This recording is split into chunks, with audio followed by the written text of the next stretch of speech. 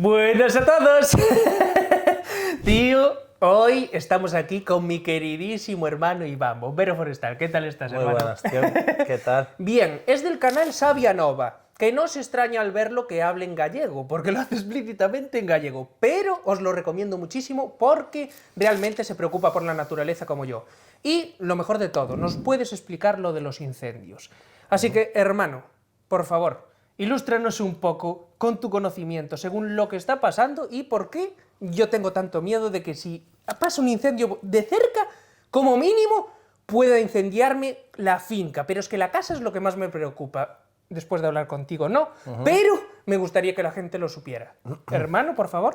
Bueno, pues nada, o sea, vamos hablando y vamos viendo un poco en base a lo que te preocupe, Exacto. pues podemos ir resolviendo, porque creo que sí que es una de las cosas bueno, preocupa a mucha gente, ¿no? Y más viendo las noticias, o viendo las noticias, sobre todo cuando se mira de Estados Unidos, esos incendios devastadores que queman casas y queman a poblaciones enteras.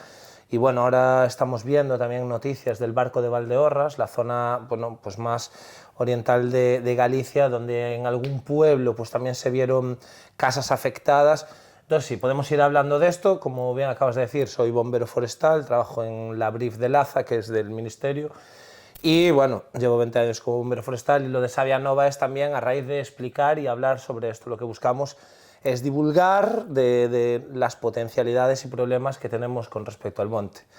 En cuanto al tema de incendios, que era tu preocupación, ¿no? Cuando me llamaste, es que es increíble que también te pusieras en contacto conmigo, debió ser junio o así, diciendo, bueno, mira, que se pronostica que puede ser un año complicado, y he de decir que ni siquiera los peores pronósticos de todos los expertos que estábamos en este dispositivo, ¿sabes? Pensábamos que fuera a pasar lo que está pasando ahora mismo, que es una auténtica locura. De hecho, por poner así datos encima de la mesa, el peor incendio de la historia de Galicia fue en el 2022, que ardieron 13.000 hectáreas en la zona de Ocourel, y ahora mismo llevamos 3 incendios que superan las 45.000 cada uno de ellos. O sea, hubo 3 que triplicaron el peor de la historia, que fue el año pasado, y la tendencia va a ser pues mucho peor. La tendencia va a ser a que esto vaya. Si ya lo centramos en el cómo te debe preocupar a ti como individuo, sobre todo si hay un incendio y tienes tu casa, a modo tranquilizador, por lo menos de primeras, lo que pasa en Estados Unidos no pasa aquí. Lo que te dije, ¿no? Al ver tu casa, la mayoría de casas, esto es en Galicia, tú tienes muchos espectadores que son de todo el mundo, podríamos decir. Entonces va a variar. Lo importante es el tipo de construcción, eso en primer lugar. No es lo mismo una vivienda que sea de madera, o una vivienda de piedra, o una vivienda de ladrillo o hormigón. Eso es determinante. Al final, tu casa va a arder en base al material que tenga. Eso en primer lugar. Y después el estado de lo que rodea a tu vivienda. Voy a intentar, toda mi experiencia está centrada en Galicia. Aquí tenemos una normativa, yo no sé cómo es en otros lugares, pero en Galicia, por ejemplo, la ley de incendios establece que alrededor de las viviendas, de gasolineras o de ciertas infraestructuras, pues tenga a menos de 30 metros, tenga que estar desbrozado, ¿no? Que no haya vegetación. Y especies determinadas, que son lo que llaman pirófitas, especies de alta inflamabilidad, como son el pino, el eucalipto, la acacia, no puede haberlas a menos de 50 metros. Eso no se cumple. Vale, aquí, mira, solo con ese comentario tuyo, pum, una de las primeras teclas del problema que tenemos, un incumplimiento sistemático de la ley de incendios. De hecho, incluso en Galicia tenemos una especie de convenio, un convenio entre la FEGAN, que es la Federación de Municipios, Gallega de Municipios, una empresa que es instrumental a nivel autonómico, se llama SEAGA, Servicios Agrarios Galegos, y la Xunta, que se tratan de gestionar lo que le llaman las fajas secundarias. Las fajas secundarias son todos los perímetros del entorno de aldeas, núcleos poblacionales, para intentar eso a modo preventivo, que antes del 31 de mayo todas estas franjas estén desbrozadas. Otro incumplimiento, por lo menos llegan muy tarde con este tipo de cosas. Entonces, una de las cosas fundamentales y cortoplacistas, o sea, me voy a centrar en algo muy a corto plazo, importante, que alrededor de tu casa esté despejado de vegetación. ¿Cuánto? ¿5 metros? La ley en Galicia pone no sé si son, ahora me pillé, no sé si 30, era 30 metros de presencia de eucaliptos y pinos, se subió incluso a 50 y, sí, y los 15 metros perimetrales alrededor despejado, no debería haber. ¿Qué pasa? Que tú tienes un jardín donde tienes árboles frutales o tal, entonces bueno, importante que a cierta distancia pues no haya vegetación. Eso es fundamental. Luego, si nos vamos a pinceladas ya más técnicas o más cuidadosas, uno de los puntos donde las viviendas pues, suelen llegar a tener más problemas, los canalones, que en muchas ocasiones acumulan hojas o acumulan cierto tipo de vegetación, mantenerlos en buen estado, porque debido a las pavesas son partículas de ciertas especies, imagínate, eucalipto, pues hojas que son muy duras, entonces con las corrientes convectivas que provocan los incendios, que provocan el aire al calentarse con menos densidad asciende mucho en altura y arrastra estas partículas o de pinos, cortezas, entonces si cae en un canalón puede provocar eso, o que tengas vegetación seca a tu alrededor o cierto tipo de setos. Entonces, bueno, eso es otra... Los canalones, yo os lo digo de verdad, eso no me lo esperaba para nada. Cuando me lo dijo, yo tuve un dilema de si ponía canalones o no en mi casa, porque no los quería poner. Pero, claro, cuando vas a entrar en casa, si tienes el canalón, no te caen gotas tan gordas, y aquí llueve mucho. Entonces mi madre, mi novia me decían todos, pon los canalones, y yo, que no quiero poner los canalones. Y ahora que me dijo Iván esto, ya tengo excusa para no poner los canalones. A ver, yo ya te digo, depende de lo que tú quieras, ¿no? Que bueno, si los tienes, sí que te quita de esos chorretones, ¿no? Sí. Cuando te baje, sería más cómodo. Pero yo también he de decir, viendo tu casta o viendo alrededor, que sí que se miraba allí un eucaliptal, no es una zona, aquí no tienes ningún tipo de problema, insisto, y esto sí que hay que recalcarlo, porque una de las cosas que se están dando son lo que se llaman incendios de interfaz, que a nosotros ahora es lo que más nos preocupa, cuando, sobre todo los que estáis en España, cuando veáis las noticias se habla de incendios que fueron declarados situación 2 de emergencias.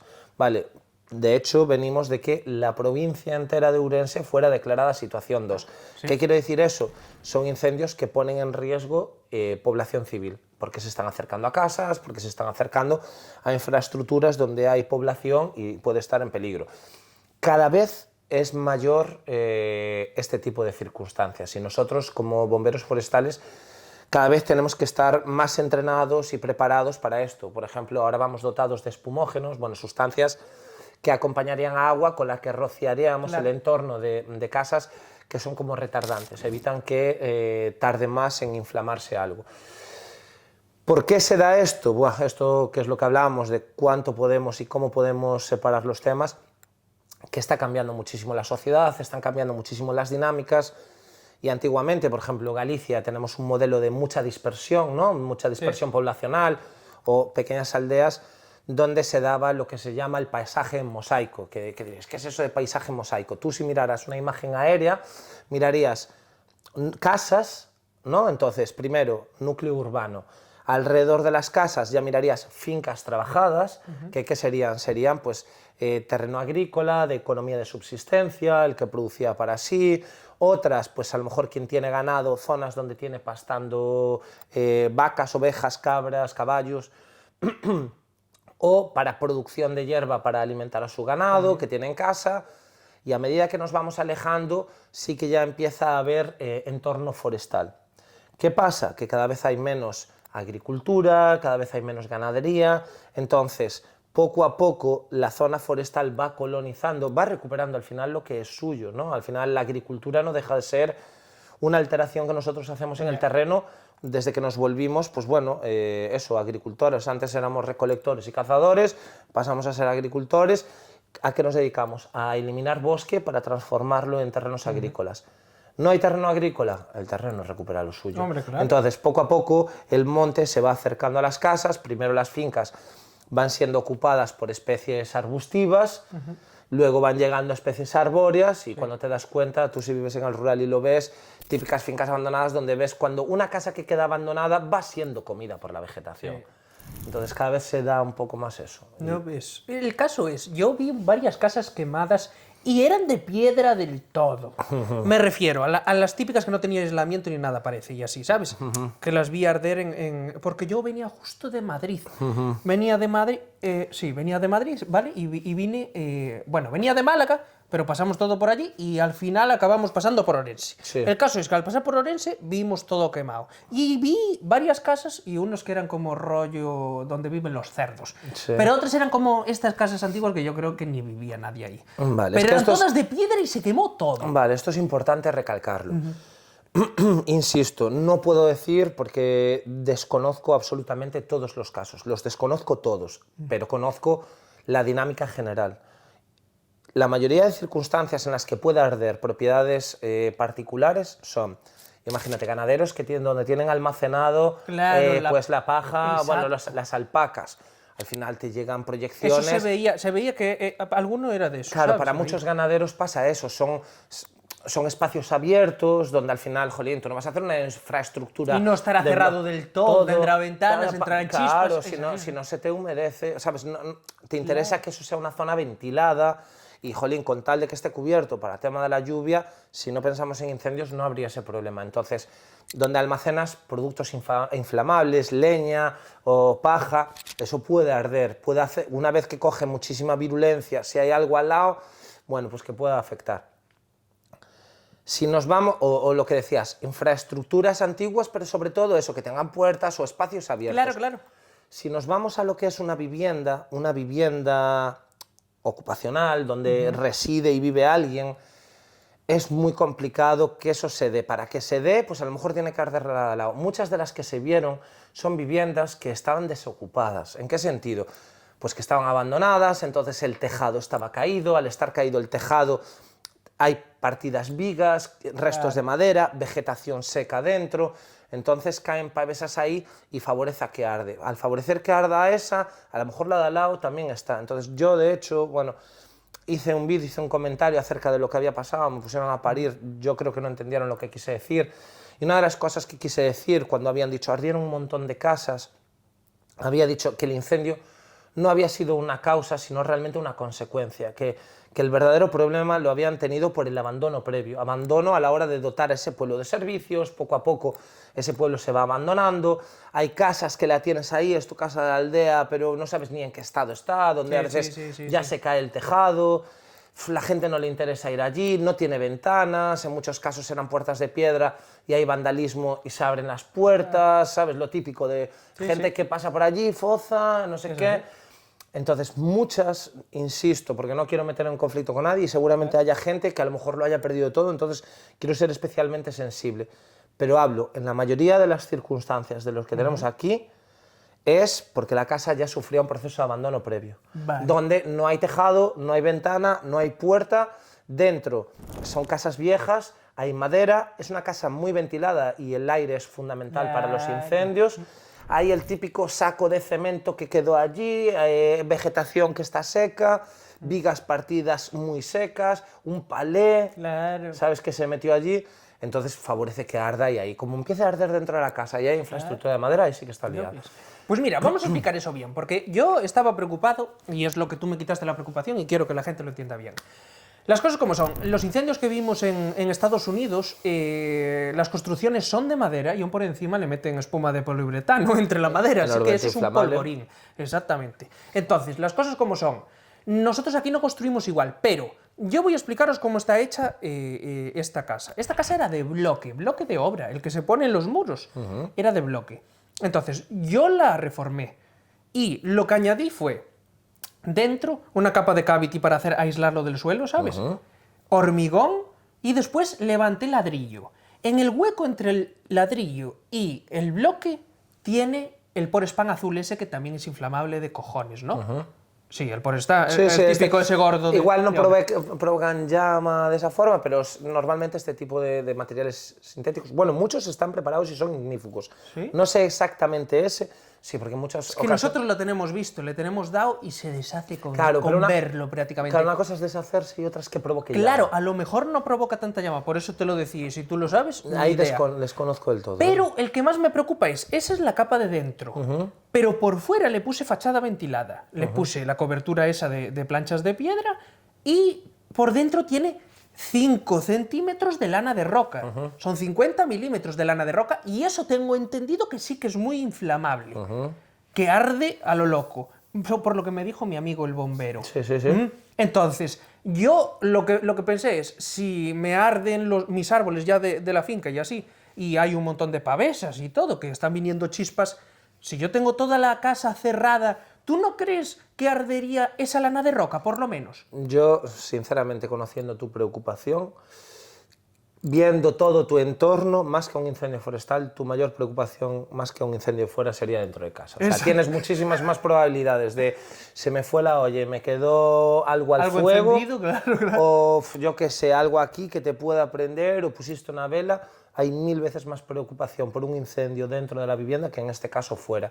En el caso Sí, de en el su caso casa. de esta ubicación, Claro, exactamente. una, por el tipo de infraestructura que está por fuera. Por ejemplo, los materiales que me hablas que pueden ser inflamables están muy aislados, o sea, ahí fuera... Es verdad, cuando me paré a pensarlo, tiene razón que casi no entra oxígeno. Claro, me lo explicó él. Una de las cosas también fundamentales para que pueda haber una combustión es la presencia de oxígeno, ¿no? El triángulo del fuego, calor, combustible y comburente. No se daría, es una parte muy aislada. Insisto, me preocuparía millones de veces más cuando tienes servilletas, que puedas tener un pitillo con un papel, despistes típicos de una casa. Buah, pongo la sartén al fuego con aceite, se me va la olla. Cocinas de gas. Insisto, en este caso, luego cada idiosincrasia de cada lugar. Si vivís en una zona con una casa de madera, típica casa prefabricada. Sí, la típica, aquí hay, aquí hay. Se lleva cada vez más, claro. Porque Bueno, porque la dejan poner, es que mi hermana también va a poner una madre. La dejan poner en parcelas, ¿sabes? Si solo le pones una capa de hormigón y así, que no son edificables. Claro. Toda la gente la pone. Porque yo aquí también me sorprendí, decía yo, en Galicia madera, tío. ¿Cuánto te dura la madera en Galicia que está lloviendo siempre? Ya, bueno, si es madera tratada y tal, pero bueno, Aún entiendo dura lo que más, dices. ¿sabes? Pero es lo que tú dices, pan para hoy, hambre para mañana, ¿sabes? Es lo mejor la piedra. Es más, yo pintaba antes la casa y dije, nunca más, cambio para piedra, porque, para que lo sepáis vosotros lo que yo aprendí, pintarla hay que pintarla, en serio, aunque sea pintura muy buena, cada 4 años es un milagro que no tengas que pintarla porque ya empieza a tener chorreones, tío, de hongo, ¿sabes? Entonces, las cosas como son, si queréis algo para la vida, mejor piedra. Dicho esto, este es un consejo de que ya aprendí. Bien, consejo de bricomanía. Claro. rollo así que tal, es lo que te digo, que si la coges aquí de madera, aunque te resiste unos cuantos años y tal, las probabilidades de que se incendie son mayores, pero te digo una cosa, no le meten, y yo eso lo vi, no le meten la espuma de poliuretano como le meten los americanos, ¿sabes? Y aún así, insisto, para que te arda una casa prefabricada de madera, tienes que estar rodeado de pinos o de eucaliptos que casi hagan contacto, que cuando lleguen y el incendio pues sople viento y te esté impactando llama. Si no, es muy complicado. De hecho, a mí esto es una de las cosas que más me preocupan como bombero forestal, que en muchas ocasiones, al declararse incendios de situación 2, nosotros, en vez de intervenir en el monte para frenar el incendio en el monte, tenemos que priorizar la protección civil. Entonces, bajamos a proteger las casas. ¿Qué pasa? Que en muchas ocasiones uno de los problemas que había era el de evacuar a la gente. La gente piensa que hay que evacuarse, hay que analizar cada situación. Y esto es otra de las cosas que no se cumplen, que igual que los japoneses saben que tienen terremotos y civilmente están preparados para cómo reaccionar. Aquí no hay, o puede haberlos, pero en cajones, planes de emergencias o planes de prevención de incendios, y cómo a la ciudadanía, dependiendo de sus núcleos de población donde se encuentren, pues decir, vale, tenemos riesgo en esta zona de que haya incendio. Si hay incendio, todo el mundo a la plaza del pueblo. Un sitio que es totalmente una infraestructura de que esté asfalto. adoquinado, exactamente, que no haya problema. Es que no hay eso. En primer lugar, todas las casas alrededor que esté limpio de vegetación, y en segundo, es que uno de los sitios más seguros es la casa. Y no, aquí hay el miedo de, buah, se me va a quemar la casa y tengo que evacuarme. Y ahí lo que estás haciendo es ponerte en peligro. ¿Por qué? Porque a lo mejor tu vía de escape es la zona por la cual está viniendo el incendio y es la única que hay. De repente, un cambio de viento o las llamas y se te meten en la carretera, miedo, frenazo, viene otro coche, pum, colisión y se lía gordísima. De hecho, yo estuve viendo unas noticias ahí que ponía: unos malagueños se salvan del incendio dando la vuelta en la A52. Y dices tú, ¡buah! Tremendos colgados que a lo mejor Yo entiendo esa situación de pánico y dices, todo el mundo haría lo mismo, pero esa gente yendo por la autopista le daría miedo y a lo mejor una vez que atravesase ese frente de llama, luego la mayoría de lo que hay después de las llamas es zona quemada. La zona quemada es zona segura. Lo que hizo esa gente dando la vuelta en medio del humo es que viniera otro coche, que viniera asustado y mirando para los lados y se comieron a hostia. De hecho, creo que uno de los de la UME tuvieron un accidente, no sé cómo fue exactamente, pero quiero decir, podría haber sido peor el remedio que la enfermedad. Ya. Pero es que al final es eso, te dejas llevar por el pánico. Es que vivimos en la era de la información, Iván. Las cosas como son. Y claro, nosotros estamos acostumbrados ya a ver las noticias de Estados Unidos como si fueran del barrio de al lado, ¿sabes? Y claro, las últimas de los incendios se llevaron casas pero a tronzo por delante. Claro, ¿qué digo con esto? ¿Qué es lo que vimos? Que se pasaba el fuego incluso de árboles bastante alejados. Entonces empezaron a surgir teorías y tal, y luego ya entran en el ámbito de la conspiración y así.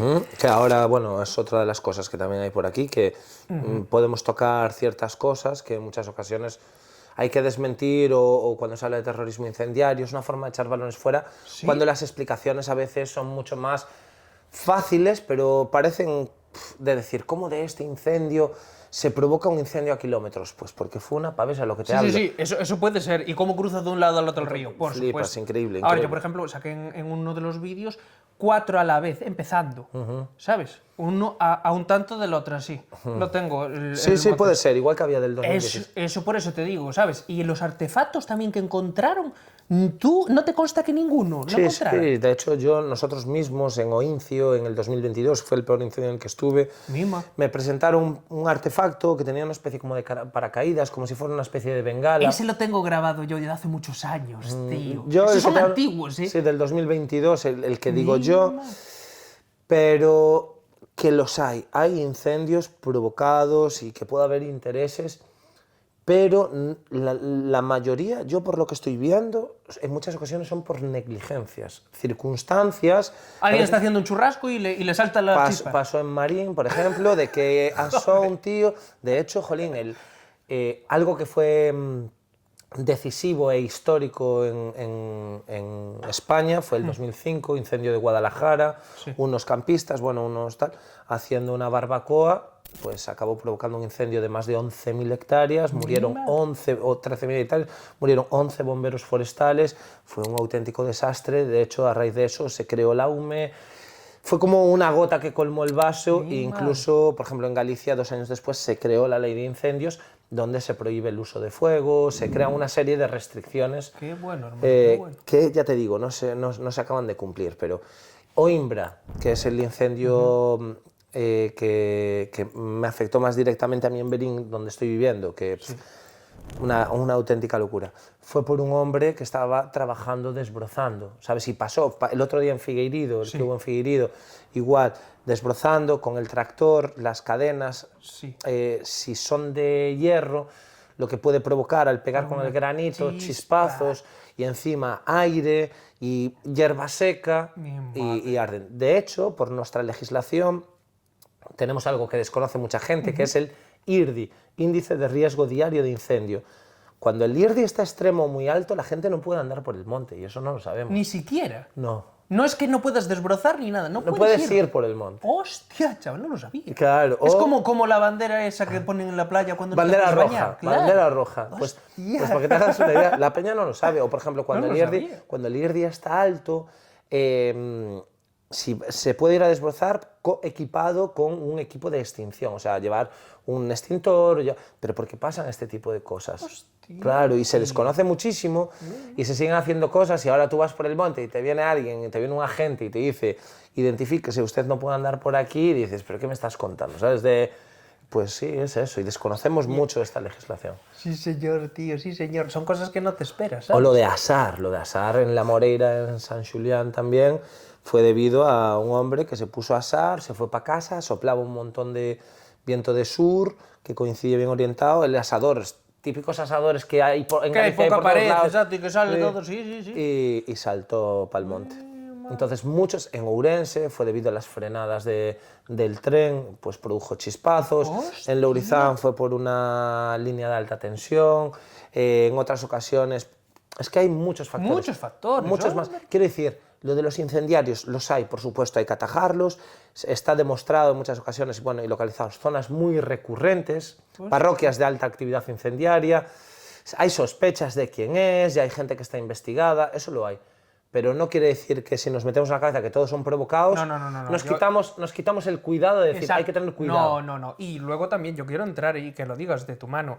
¿Realmente está el monte desbrozado como debería? Porque mi padre me dice, tío, y joder, me dice no porque ya murió en 2019, pero siempre me contaba, tío, que tenían que ir pronto a recoger la madera y a recoger todos los restos, porque entre los vecinos es que no quedaba nada, el monte estaba limpio, dice, no había nada para recoger, ¿sabes? Teníamos que calcular antes de los vecinos porque si no nos llevaban todo. Entonces, ahora está completamente todo dejado, prácticamente, salvo algunas comunidades de montes que lo hacen guay, algunos de Seaga que desbrozan, pero ya me dice mi colega que no desbrozan lo que deberían. ¿Tú qué? Dime. Vale, yo lo que te digo, primero hay que entender cómo cambiaron los tiempos. Mi abuela, lo mismo que la tuya, por los montes de estrume, que viene siendo, el estrume era fento, tojo, bueno, restos de arbustos, o matorral que se utilizaba para hacer las camas de los animales, cuando había una ganadería de subsistencia en casas. Entonces eso estaba esquilmado. Pasamos de, en principios del siglo pasado o mediados del siglo pasado, a que no tiene absolutamente nada que ver el paisaje, donde antes no había cocina eléctrica o cocina de gas, cómo funcionaban, eran cocinas de hierro que funcionaban con madera. Eso a que llevaba una zona donde necesitamos calor. Utilizábamos muchísima la madera, tanto que esquilmamos el monte. El mayor esquilme que sufrió el monte fue con la Armada Invencible. Cuando España era una potencia naval, entonces, boom, esquilmadísimos. Después, el tipo de vida que teníamos, un tipo de vida donde hacía falta mucho matorral y donde hacía falta mucha madera, alimentar a los ganados y para comer. ¿Qué pasó? Todo esto fue evolucionando, industrialización y demás. Y del 50 del siglo pasado en adelante, durante el franquismo se hicieron repoblaciones forestales masivas con especies de crecimiento rápido, como fueron pino y eucalipto, incluso acacia, y una de lo que se hacía también era para evitar que hubiera escorrentías, porque era uno de los grandes problemas, ¿no? El no haber vegetación en el monte, había muchas escorrentías. Pero aparejada con esas repoblaciones, a la gente, a los ganaderos también se les fue echando del monte porque ese ganado acababa con esa vegetación. Entonces ahí hubo un conflicto enorme. Entonces, primero a los ganaderos se les echó, el monte se llenó de especies inflamables, cambió totalmente el estilo de vida. ¿Cuántos colegas tienes tú que cultiven? Poquísimos, tío. Buah, pues si me dices poquísimos me parece la hostia. Yo, solo te digo uno, colega que diga, bueno, dos, miento, colegas que yo me relaciono con muchísima peña, pero amigos cercanos de mi pandilla, ya no compañeros de curro, en esta zona urbana, que cultive dos, solo, que digan, yo tengo mi huerta, yo tengo estas cosas. Yo tengo producto de casa, pero lo hace mi madre, no lo hago yo. Algún vecino igual, pero no hay ese relevo, ¿sabes? Entonces, o ganaderos. ¿Cuántos colegas tienes que sean ganaderos? Yo ahora estoy trabajando en Berín y sí que lo veo, sí que sigue habiendo un vínculo con el territorio, sigue habiendo una soberanía alimenticia, sigue habiendo, bueno, pues un autoconsumo, una autoproducción, que eso, aunque parezca una locura, es a lo que tenemos que volver. ¡Hombre! Ese es el modelo de prevención y es Estoy como de acuerdo. romper con la concepción de que el ganadero, el agricultor es como algo peyorativo, de, bueno, ¿sabes? Buah, soy informático y molo, o soy programador, o soy no sé qué, y parece que el otro es como, pues no, amigo, tú que eres informático, a lo mejor te estás comprando en el supermercado, que no vas ni al supermercado y te lo traen a casa y parece todo súper tecnológico y te estás comiendo un producto que es una mierda, no sabes ni de dónde viene, ni cómo está producido. Y esa persona está teniendo un manejo de animales que es complejo, manejar animales, está vinculado a su territorio, está comiendo un producto de calidad y es soberano de su tierra y él decide lo que pasa en su alrededor. Pero con eso es con lo que se está acabando y esa es la verdadera prevención. ¿No ves? Estoy completamente de acuerdo, hermano, pero lo cierto es eso. Mi padre me decía, de aquella los montes estaban limpios, hoy no, es normal que arda con mucha más facilidad, las cosas como son.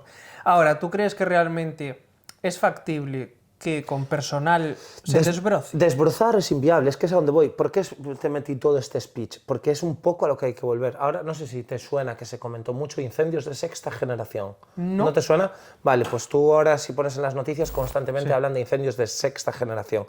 Sexta generación, antes para llegar a la sexta generación pasamos por la quinta, por la cuarta, tercera, segunda y primera. Y eso fue evolucionando en que a medida que se fueron abandonando pueblos o dejando el tema de la agricultura, se hablaba de incendios de primera generación, con mucha más continuidad de vegetación. Entonces había incendios más grandes. Luego se van dando eso, más biomasa en el monte, por lo tanto tenían muchísima más poder calorífico, más tamaño.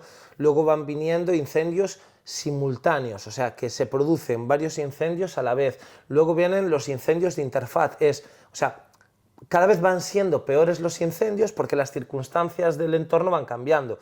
Entonces, como no hay ganaderos, agricultores, en el monte apostamos por monocultivos de especies inflamables en vez de por apostar por franjas o producción, una industria potente de especies autóctonas, no la tenemos, que eso generaría fragmentación en ese paisaje mosaico, entonces incendios cuando llegaran a barreras verdes de frondosas pararían, o cuando llegaran a prados donde hay ganado pararían, o cuando... ¿Sabes? Hablamos cuando llueve. Este año, ¿por qué es tan malo? Porque llovió tanto que creció mucho la vegetación, más lo que venía acumulado de no haber ardido. Al no haber, y se habla de biomasa como combustible. Si tuviéramos un aprovechamiento ganadero, en vez de hablar de combustible, para nosotros sería un año de la hostia. Llovió un montón, creció vegetación, tenemos animales, un montón de alimento y transformamos biomasa vegetal en biomasa animal. Sería un año de ¡buah!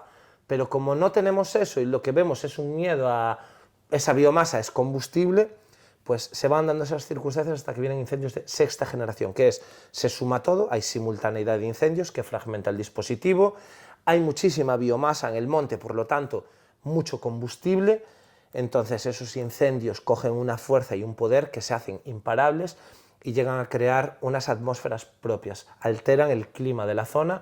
¿Por qué? Porque un incendio se convierte como un gigante que para arder, como te dije antes, hace falta oxígeno, entonces para obtener oxígeno absorbe. Tú estás cerca de un incendio y crea unas corrientes de que para alimentar tanto fuego absorbe el aire.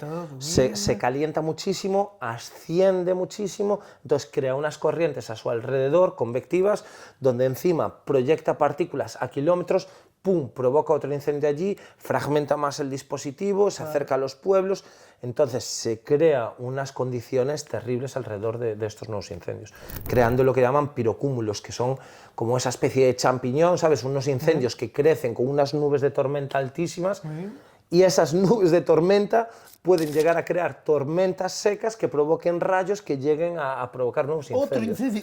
Mi madre. ¿Entiendes? Es que es...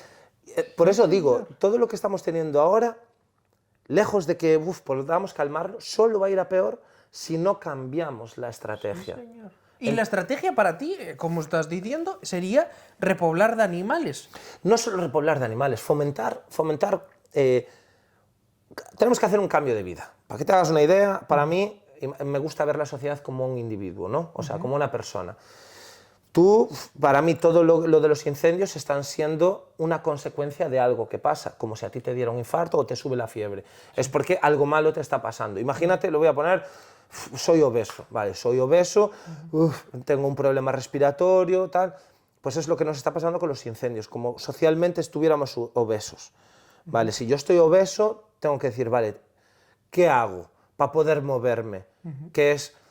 aumentar la extinción, es decir, vale, no puedo andar, pues me voy a comprar una moto, o sea, cambio la forma de moverme, cuando lo que tendría que hacer es la parte preventiva, y con preventiva, ¿qué es? Haz ejercicio, aliméntate bien, pues socialmente, si dotamos de más medios, siempre vamos a ir por detrás, porque no podemos estar desbrozando con maquinaria, gastando combustibles fósiles y recursos humanos, porque es desbrozar, llueve, crece vegetación, lo que hay que hacer es que de una forma rentable se mantenga ese control de la biomasa. ¿Y cómo? Pues transformando biomasa vegetal en biomasa animal. Esa es una forma, con animales, pero no es llenar animales, que lo podemos hacer es dando cambios sociales, cómo nos alimentamos. Yo, para mí, debería ser obligatorio que todo, ya no te digo a nivel privado, pero todas las instituciones públicas que tengan comedores y que tengan todo esto, fueran alimentados con productos de cercanía. ¿Me explico? O sea, obligatorio que haya animales en ese entorno que abastezcan. El otro día escuché a un colega que estábamos hablando en una playa y tal, que Inditex en Arteixo tiene un convenio para el tema de los alimentos con, creo que es Fogardo Santiso. Fogardo Santiso es un local de cerca de Santiago donde solo sirve producto ecológico y todo de autosubsistencia, todo comprado a productores locales. Bueno. Vale, pues que haga Inditex eso es lo que debería hacer todas las infraestructuras públicas. Qué bueno, sí. Por ponerte un ejemplo a ti concreto de una paranoia que tengo yo aquí en Pontevedra. Yo estoy obsesionado con que Pontevedra se convierta en un ejemplo a nivel mundial. ¿Y por qué de este modelo? ¿Por qué? Porque, por ejemplo, tenemos todo, ¿no? Tenemos el edificio, todos los edificios de administración local, administración de la Diputación y administración autonómica de la Xunta e incluso administración estatal. Todos los edificios en Pontevedra, no están en Vigo o tal, ¿no? Están en Pontevedra. Tenemos los centros de investigación de Lourizán, que trabajan a nivel de investigación. Sí, la misión biológica de Galicia en Salcedo, el Areeiro en Lourizán, que es la de fitopatológica. Sí. Tenemos la Escuela de Capataces de Lourizán y la Ingeniería Forestal en Pontevedra. Tenemos, venga, vamos a meter incluso a nivel privado la fábrica de ENCE, que hay que obligarlo a algún compromiso social. Y tenemos hasta la Brilat, que son 2.000 militares. Esos 2.000 militares deberían estar alimentados con la carne, con sistemas de ganadería próximos. ¿Me explico? O sea, tú ya obligas eso, no puede ser que se esté comprando producto de carne que viene sin ánimo, porque tendrás gente que sea de Sudamérica, importando carne, porque si podemos, porque no sale más barata. Porque al final eso nos repercute en que, vale, sale más barata en el momento de la compra, pero luego lo gastamos en la extinción de no haberle pagado a ganaderos que controlen esa biomasa y tener un producto de cercanía, ahorrando incluso desplazamientos, importaciones transoceánicas. Hombre, que se gasta muchísimo combustible en transportar las cosas. Es ilógico lo que hacemos, pero es entendible. Claro. Para que ganen unos pocos tiene que ser así. Pues entonces a donde voy es, tenemos que cambiar nuestras pautas de consumo, fortalecer y darle muchísimo más prestigio a la producción primaria, y esa es la forma de defender. No podemos estar desbrozando con máquinas, cortando maleza y pensando que el monte tiene que estar limpio, porque al final los incendios van a existir siempre, siempre, siempre, siempre. Tú, por mucho que cortes el uso del fuego, va a haber un rayo, va a haber una circunstancia que lo provoque, sí. Y la vegetación siempre va a estar creciendo. Como lo veíamos también en África y así. Es que, ¿sabes? Se producen algunos incendios y, joder, hasta para algunas especies, para que se reproduzcan, es mejor. Se ven favorecidas. Por eso. Entonces, son naturales, pero es eso. Podemos tener un monte muchísimo mejor. Las cosas como son. Sin duda. A mí me encanta el monte y es eso. Siempre incito a que la gente plante y que reproduzca árboles en sus casas, ¿sabes? Y que los planta a lo loco. Yo soy una persona que... Pero cuidado con qué tipo de especies. Cuidado con qué tipo de especies. Lo sé. Pero es que me gusta tanto animar a la gente a que cultive, que es que te digo, prefiero pecar de eso, de que la gente plante lo que no debe, a que no, ¿sabes? Porque es que no, se perdió muchísimo eso. Y la gente tiene esto, que no sé si a ti te habrá pasado. Yo cuando me veían hacer esto de poner árboles por ahí, manzanos y sobre todo frutales, yo pongo sobre todo frutales para que haya fruta para todos, ¿sabes? Y claro, a mí me decían siempre las antiguas y las madres y todo, me decían, ¿para qué los pones por ahí si te van a robar la fruta? Pues la pongo por eso, precisamente. Y les digo, cuando tengamos suficientes plantados, no habrá fruta que robar, porque la habrá para todos, ¿entiendes? Entonces, por eso me gusta incentivar que la gente plante incluso donde no se puede, ¿sabes? Yo, más que, bueno, donde no se puede, que al final... Donde no se puede es lo que te digo, ¿sabes? Me refiero, si hay un trozo de monte que pertenece al ayuntamiento y no lo están plantando ellos, hermano, pues lo planto yo. ¿Entiendes? Yo simplemente, mira, el 97% del territorio en Galicia es privado. Ojo, que eso tampoco se sabe. Sí. Solo el 3% es administración pública. Entonces, también nosotros tenemos el poder de hacerlo. ¿Cuál es el problema? Que la mayoría de especies que metemos encima en el monte insisto, pino o eucalipto, son las dos especies más abundantes, solo tienen un interés maderable. No alimentan en absoluto el ecosistema. De hecho, ¿qué está pasando? Reventamos el ecosistema de tal manera que vienen otros problemas. Por un lado, no hay lobos. Entonces, como no hay depredadores, el único depredador del jabalí es el ser humano con caza. Se reproduce muchísimo y en el monte no tiene comida, porque no hay casi castaños o no hay robles. Entonces, ¿a dónde baja? A la zona agrícola y revienta los maizales. Al reventar los maizales, la gente dice que le den por el culo, yo ya no puedo cultivar más, porque así no puedo. Ese terreno de maizal queda en abandono, o llega a cubrirse de vegetación y se pierde lo que te sigo diciendo. O sea, ese agricultor ya deja de ser agricultor, el monte va a seguir ocupando eso, más cerca de las casas, más problema, y seguimos en una pescadilla que se muerde la cola.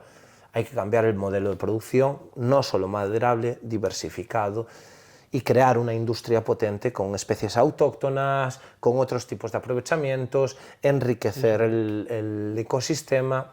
Ya ves. Es algo que es multifactorial, pero las cosas como son, podemos ponerle solución.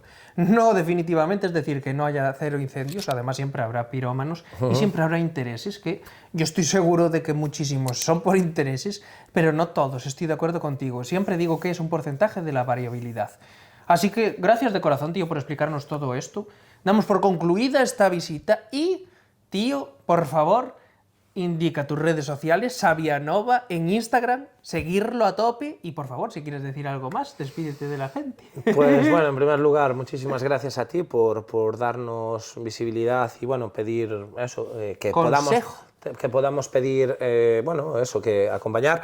Nosotros, y hablo en plural porque de lo que hablas, Savianova es un proyecto que estamos dos colegas, otro que también es bombero forestal, se llama Breikus, una persona ultra involucrado en su entorno, en decir esto, en mostrar, en ver lo que estamos perdiendo. Tenemos tanto en YouTube un canal, bueno, eso, Savianova, y en redes sociales como Facebook o Instagram. Savianova con V. Con V, savia, de la savia de árboles, y Nova un poco incentivando a una corriente nueva, que al final socialmente tenemos que cambiar la corriente que llevamos, porque si no, de verdad, estamos abocados a que sigan todo este tipo de problemas.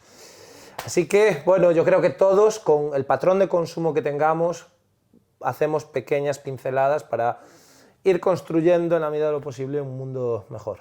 Sí, señor hermano, gracias de corazón. De verdad, hasta la próxima.